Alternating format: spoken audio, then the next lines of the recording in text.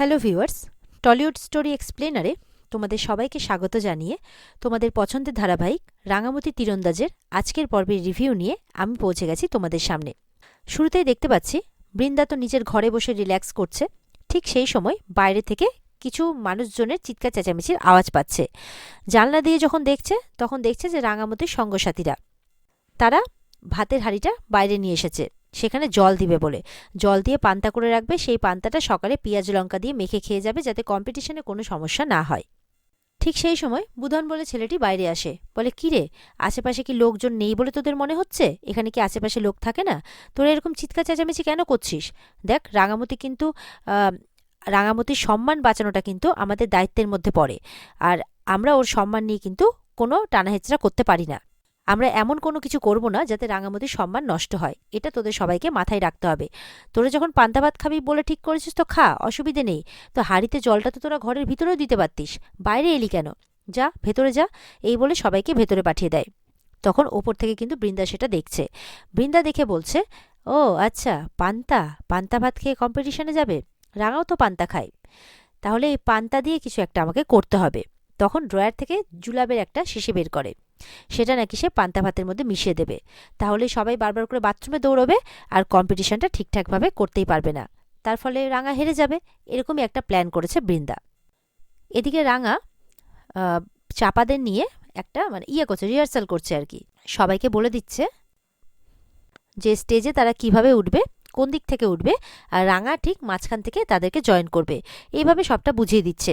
ভূধর বলছে, এখন রাত 9:30 বেজে গেছে, তো এখন তামসা বাদল এই সমস্ত কিছু বাজবে, তো বড় বৌদি এসে কিছু বলবে না? তখন বলছে, বড় বৌদি নিজের ঘরে আছে, সম্ভবত ঘুমিয়ে পড়েছে, আর মা বাবারাও ঘুমিয়ে পড়েছে, তাই তুই কিছু চিন্তা করিস না। আর মা বাবাদের কাছ থেকে আমি পারমিশনও নিয়ে নিয়েছি, তাই তারা কিচ্ছু বলবে না, তাই কোনো চিন্তা করিস না। আমরা একটু রিহার্সাল করে ঘুমিয়ে পড়বো, কারণ কাল সকালে আবার কম্পিটিশন আছে। এদিকে রাঙারা সমস্ত স্টেজ পারফরমেন্সের জন্য রিহার্সাল করছে। ওদিকে বৃন্দা কি করেছে, রান্নাঘরে গিয়ে উপস্থিত হয়েছে। গিয়ে তো পান্তা ভাতের সামনে গিয়ে চলে গেছে। এবার পান্তা ভাতের হাঁড়িটার মধ্যে কিন্তু জুলাপটা মিশিয়ে দিয়েছে।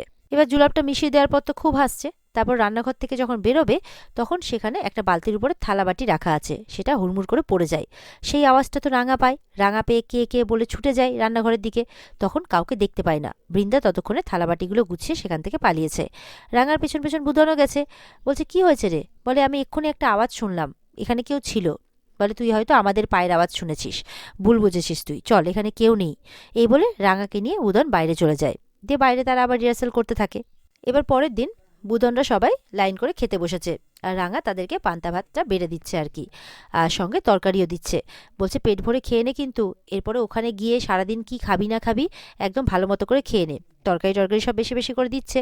সাইড থেকে কিন্তু বৃন্দা দেখছে যে তারা ঠিকঠাক খাচ্ছে কিনা খাবারটা, সেটা পরিষ্কার হতেই আর কি বৃন্দা দেখছে সাইড থেকে। দেখতে দেখতে হঠাৎ করে বৃন্দার বরদা পেছন থেকে চলে আসে, যেটা দেখে তো বৃন্দা খুব রেগে যায়।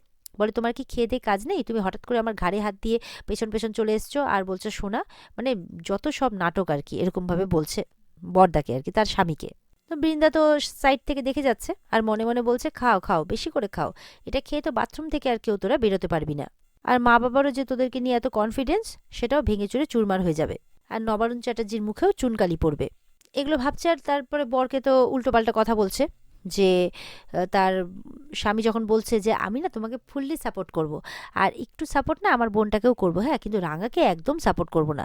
তখন তো বৃন্দা বলছে, তুমি তো সব থেকে বড় পাল্টিবাজ, তাই আমার না তোমার সাপোর্টের কোনো প্রয়োজন নেই। এভাবে পরিষ্কারভাবে জানিয়ে দেয় বৃন্দা, নিজের ঘরে চলে যায়। এদিকে দেখা যাচ্ছে খেতে খেতে হঠাৎ ভূতন উঠে পড়ে, তার পেট মোচড় দিয়ে ওঠে। তখন সে দৌড়ে আসছি আসছি বলে চলে যায়। রাঙা জিজ্ঞেস করছে যে কি হয়েছে কি হয়েছে। ঠিক সেই সময় সেখানে একলব্য আসে আর রাঙাকে বলে, তুমি এখনো রেডি হওনি, আমাদের হাতে সময় নেই, যাও যাও তাড়াতাড়ি তৈরি হয়ে এসো। এই বলে কিন্তু রাঙা ওদেরকে বলে, তোরা কিন্তু ভালো মতো করে খেয়ে নে। আর রাঙা তৈরি হতে চলে যায়। এদিকে তখন একলব্যকে ফোন করেছে আহিরি। আহিরি ফোন যেই করেছে, একলব্য বলছে, আমি একটু ব্যস্ত আছি, ওই যে মিসেস কলকাতা কম্পিটিশনটা আছে, তো সেইটা নিয়ে রাঙামতিকে তো নিয়ে যাব, আর আমি ওর হাজব্যান্ড হিসেবে থাকবো, আমাকে থাকতে হবে, তো ওটা নিয়ে একটু ব্যস্ত আছি। তখন আহিরি বলছে, হ্যাঁ হ্যাঁ আমি জানি তো, আমি তো কম্পিটিশনটা তোমাদের বাড়িতে নিয়ে গিয়েছিলাম, আমার জন্যই তো রাঙা নাম দিতে পারছে, তো আমি তো জানি সেই ব্যাপারটা, তুমি তো উপস্থিত ছিলে সেই সময়। ঠিক আছে, আমাদের একবারে কম্পিটিশনের মঞ্চেই দেখা হবে, আর আমিও দেখতে চাই যে তুমি হাজবেন্ড হিসেবে কতটা দায়িত্ব পালন করছো। এই কথাটা শুনে কিন্তু একলব্য তখন চুপ করে যায়, বুঝতে পারে যে আহিরি এটাকে কিভাবে নিয়েছে। আহিরিও ফোনটা কেটে দেয়। এবার দেখা যাচ্ছে একলব্যের বাবা মা, তাদের মেয়ে পাঞ্চালী, অঙ্কুরদা সবাই কম্পিটিশনে যাবার জন্য রেডি হয়ে এসে পড়েছে। একলব্যের বাবা পাঞ্চালীকে বলছে, তুই যে কম্পিটিশন এই ব্যাপারে হঠাৎ করে এতটা উৎসাহিত হয়ে পড়বি, এটা কিন্তু একবারেই ভাবতে পারিনি। মাও সঙ্গে সঙ্গে বলছে, ও এখন এন্টারপ্রেনিয়ার, ও এখন ব্যবসা করছে, এতে ওর কনফিডেন্সটা অনেকটাই বেড়েছে। পাঞ্চালী বলছে, হ্যাঁ মা, আমার কাছে সত্যি এটা নতুন, হার জিতটা আমার কাছে কোনো ম্যাটার করে না, কিন্তু আমি যে এতগুলো মানুষের সামনে নিজেকে প্রেজেন্ট করতে পারবো, এটাই আমার কাছে অনেক বড়। আর তার হাজবেন্ড অঙ্কুরের কথা বলছে, অঙ্কুর তো আমার মনে এই সাহসটা জাগিয়েছে। এরপর বৃন্দা তার হাজবেন্ডও চলে আসে সেখানে রেডি হয়ে। বৃন্দা রাঙা আর তার দলবলকে না দেখতে পেয়ে বলছে যে ওরা সবাই কোথায়। এরপর রাঙাও কিন্তু তার দলবলকে নিয়ে চলে আসে, কিন্তু সেখানে বুদন আসেনি। রাঙা বলছে, কি ব্যাপার, বুদন কোথায়? তখন চাপারা বলছে, ও তো বাথরুম থেকে বেরোয়নি এখনো। রাঙা বলছে, সে কি, কেন, কি হয়েছে? বলে, কে জানে হঠাৎ করে ওর পেটটা নাকি মোচড় দিয়ে উঠলো। তখন রাঙামতির শাশুড়ি মা বলছে, ইস, কম্পিটিশনের দিনে ওর পেটটা খারাপ হলো, ছেলেটার তো কষ্ট হয়ে যাবে তাহলে। এদিকে কিছুক্ষণের মধ্যে কিন্তু বুধন চলে আসে। রাঙা বলছে, কি রে, তোর কি হয়েছিল? বলছে, কি জানি রে, হঠাৎ করে পান্তাটা খেতে খেতে না পেটটা মোচড় দিয়ে উঠেছিল, সেই জন্যই। বলে, এখন ঠিক আছিস তো? বলে, হ্যাঁ, এখন আমি ঠিক আছি। কিন্তু বাকিদের কোনো কিছু হচ্ছে না দেখে বৃন্দা কিন্তু বেশ চিন্তিত। বলছে, কি ব্যাপার, ওদের কিছু হচ্ছে না কেন? তখন রাঙাকেও জিজ্ঞাসা করছে, ওরা কি খেয়েছিল? রাঙা বলছে, ওরা তো পান্তাটাই খেয়েছে। তখন এটাও বলছে, ওদেরকে না আমি, জানিস তো, কাল রাতের পান্তাটা দেইনি। এটা শুনে তো বৃন্দার পুরো মাথা চক্কর দিয়ে উঠেছে। বলে, কি? বলে, হ্যাঁ, আসলে আজকে কম্পিটিশনে যাবে তো, তাই কালকে ভাতটা দেওয়াটা ঠিক হবে কিনা, এই জন্য আমি আজকে গরম ভাত করেছিলাম, ওটাই ওদেরকে দিয়েছিলাম জল ঢেলে।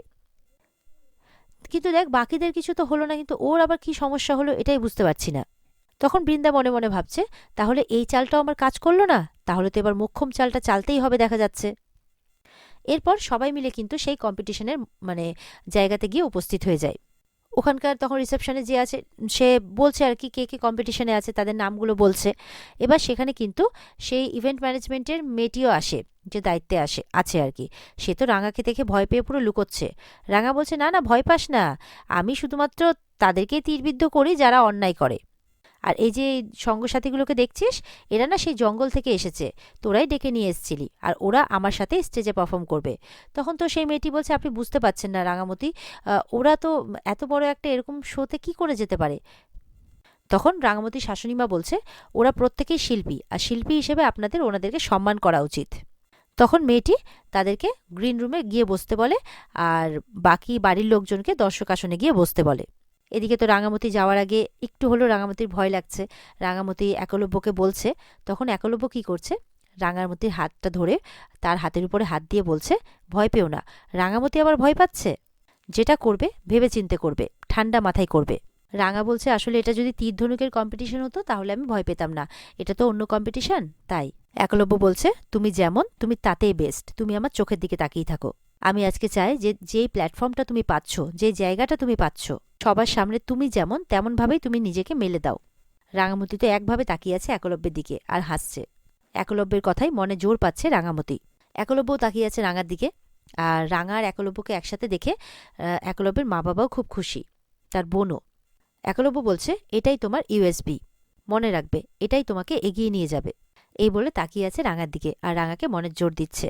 আর এখানে আজকের পর্ব শেষ হয়ে যায়। তো বন্ধুরা, এই ছিল আজকের পর্বের রিভিউ। ভালো লেগে থাকলে অবশ্যই পর্বকে লাইক, কমেন্ট আর চ্যানেলকে কিন্তু সাবস্ক্রাইব করতে ভুলবে না। তাহলে দেখা হচ্ছে আগামীকালকে তোমাদের সাথে নতুন পর্বের রিভিউ নিয়ে। ততক্ষণ সবাই ভালো থাকবে, টাটা।